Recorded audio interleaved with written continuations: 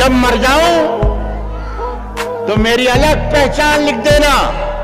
मैं जब मर जाऊं तो मेरी अलग पहचान लिख देना। लहू से मेरी पेशानी पे हिंदुस्तान लिख देना। अगर खिलाफ हैं होने दो, जान थोड़ी है, ये सिर्फ धुआं है, आसमान थोड़ी है। लगेगी आग तो आएंगे घर कई जद में, यहाँ पे सिर्फ हमारा मकान थोड़ी है। जो आज साहिबे मसनद हैं कल नहीं होंगे, किराएदार हैं जाती मकान थोड़ी है।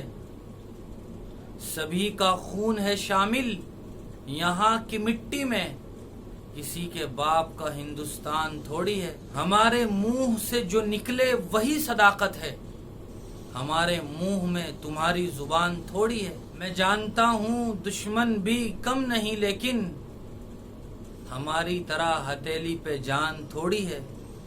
मुनफरिद लबो लहजे के हामिल, आलमी शोहरत याफ्ता, शुआरा की दुनिया में एक मुमताज शायर राहत इंदौरी साहब 11 अगस्त 2020 को इस दुनिया से रुखसत हो गए। अब वो हमारे दरमियान नहीं रहे, लेकिन उनकी जिंदा दिल शायरी हमेशा बाकी रहेगी। और वो सिर्फ मुसलमानों में ही नहीं बल्कि तमाम तर लोगों में हमेशा अपनी जिंदा दिल शायरी की बुनियाद पर याद किए जाते रहेंगे। सच्ची बात यह है कि अल्लाह तबारक व तआला ने ये जुबान अजीब व गरीब चीज बनाई है। इस जुबान से निकले हुए अल्फाज कभी तो टूटे दिलों को जोड़ने का सबब बन जाते हैं, कभी वीराने में सरसब्द व शादाबी के फूल खिला देते हैं, और कभी इसी जुबान से निकले हुए तेज तर्रार अल्फाज खंजर से ज्यादा कारी जख्म लगाते हैं। इसीलिए किसी अरबी शायर ने कहा है, जराहातुस सिनानी लहल तियाम वला यल्ताम मा जरहल लिसान। बहुत सारे बड़े बड़े मुकर्रिरीन ऐसे हुए जिन्होंने अपनी जुबान से बड़े बड़े कारनामे अंजाम दिए। बहुत सारे शुआरा ऐसे हुए कि जिन्होंने अपनी जिंदा दिल शायरी से खाबीदा लोगों को बेदार किया। उन्हीं नामों में एक नाम अजीम शायर राहत इंदौरी साहब का भी है। वो 1950 में मशहूर शहर इंदौर में पैदा हुए। उन्होंने शायरी में नाम पैदा किया और अपनी शायरी के जरिए से उन्होंने हुकूमत वक्त को भी ललकारा। अपनी शायरी से न जाने कितने मख्फी गोशों को उन्होंने उजागर किया। वो लोगों के बहुत ही मनपसंद और महबूब शायर थे। लोग दूर दराज से सुनने के लिए आते और घंटों उनकी बारी का इंतजार किया करते थे।